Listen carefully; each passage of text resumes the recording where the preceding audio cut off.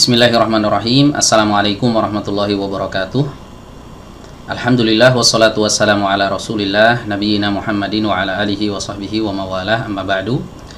Baik teman-teman sekalian, pada kesempatan kali ini insyaallah kita akan lanjutkan kembali pembahasan dari kitab At-Tajwidul Musawwar karya Fadilatul Syekh Dr. Ayman Rushdi Suwaid hafizahullahu taala.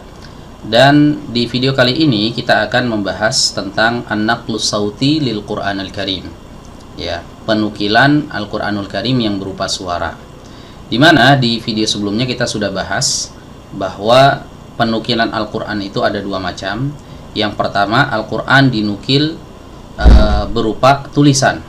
Ya, dan ini sudah dibahas di video sebelumnya secara detail ya, bagaimana fase-fase penulisan dan pembukuan Al-Quran dari zaman Rasulullah SAW hingga zaman kita pada hari ini. Dan yang kedua adalah penukilan Al-Quran yang berupa suara, di mana Al-Quran lafadz-lafadznya diriwayatkan dan dinukilkan kepada kita ya secara turun temurun ya, dari generasi ke generasi berupa pelafalan.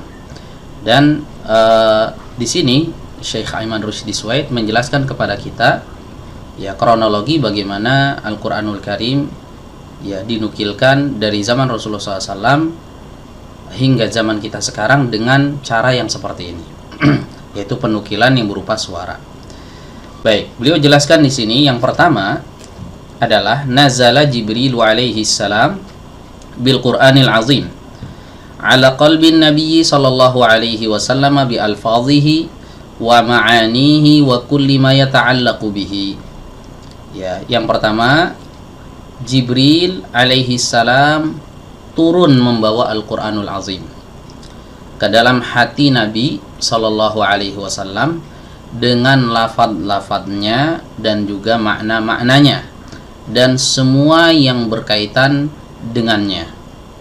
Ya, ini step yang pertama. Ya, jadi diawali oleh Jibril yang membawa wahyu langsung dari Allah Subhanahu wa taala, diturunkan ke dalam hati Rasulullah sallallahu alaihi wasallam. Ya, sebagaimana yang Allah Subhanahu wa taala sebutkan di surat Asy-Syu'ara, nazala bihir ruhul amin ala qalbika litakuna minal munzirin. Ya, Jibril ruhul amin yang membawa Al-Qur'an ini langsung ke dalam hatimu wahai Muhammad. Litakuna minal munzirin, ya, supaya engkau menjadi seorang pemberi peringatan bilisanin arabiyyin mubin, ya, dengan bahasa Arab yang jelas. Jadi Jibril membawa Al-Qur'an ini kepada Rasulullah SAW langsung ke dalam hati beliau sallallahu alaihi wasallam dengan lafaz-lafaznya dan juga makna-maknanya dan seluruh apa-apa yang berkaitan dengannya. Ya, jadi Al-Qur'an diturunkan oleh Jibril itu bukan hanya sekedar maknawi saja, tapi lafaz-lafaznya itu diturunkan ke dalam hati Rasulullah Sallallahu Alaihi Wasallam.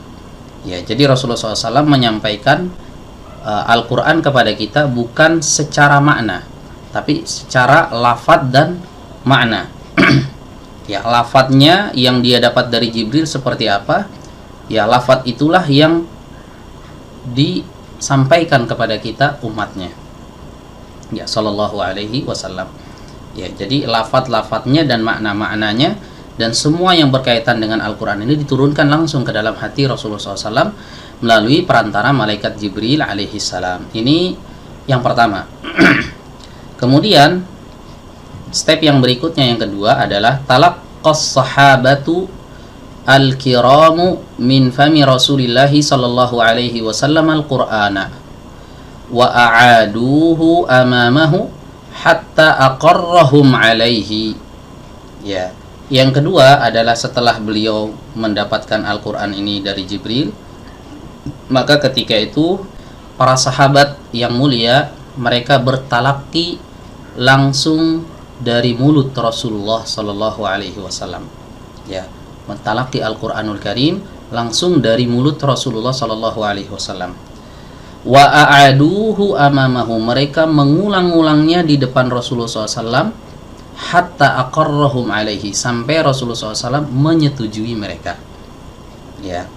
Jadi Rasulullah SAW membacakan Al-Quran Para sahabat mendengar, melihat langsung mulut Rasulullah SAW bagaimana beliau melafalkan Al-Quranul Karim.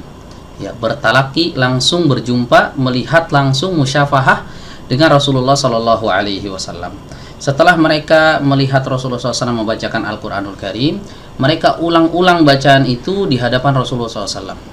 Ya, kalau masih ada yang salah, dibetulkan oleh Rasulullah SAW. Kalau sudah benar, sudah disetujui bacaannya oleh Rasulullah SAW, maka beliau mentakrir, ya, mengizinkan para sahabat untuk meriwayatkan Al-Quranul Karim kepada generasi setelahnya.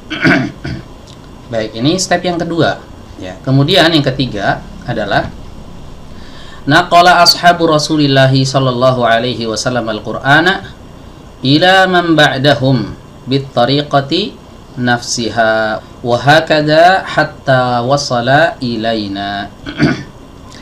Kemudian yang ketiga adalah para sahabat Rasulullah sallallahu alaihi wasallam menukilkan Al-Qur'anul Karim kepada generasi setelah mereka dengan cara yang sama, bitariqati nafsiha, artinya dengan cara sebagaimana mereka mendapatkan Al-Qur'an dari Rasulullah sallallahu alaihi wasallam. Ya, jadi Al-Quran diajarkan oleh para sahabat kepada generasi setelahnya, yaitu para tabi'in, ya, dengan cara persis sebagaimana Rasulullah SAW mengajarkan Al-Quran itu kepada mereka, ya, kepada para sahabat Nabi SAW. Wahakada, dan demikian seterusnya, seperti itu cara periwayatannya, hatta wasala ilaina, hingga Al-Quran itu sampai kepada kita pada hari ini. Ya, jadi Al-Quran itu didapatkan melalui talaqi, ya, duduk di depan syekh, duduk di depan guru, ya, melihat mulut guru melafalkan Al-Quran tersebut, ya, kemudian kita selaku muridnya mengulang-ulang, ya, meniru apa yang dilafalkan oleh sang guru, ya, sampai guru ini, ya, menyetujui bahwa bacaan Anda sudah benar, silahkan diriwayatkan kepada yang lain. Seperti itulah Al-Quran dinukilkan kepada kita, ya, yang berupa suara dari zaman Rasulullah SAW hingga zaman kita pada hari ini. Demikian yang bisa disampaikan pada kesempatan kali ini. Kurang lebihnya mohon maaf. Wassalamualaikum warahmatullahi wabarakatuh.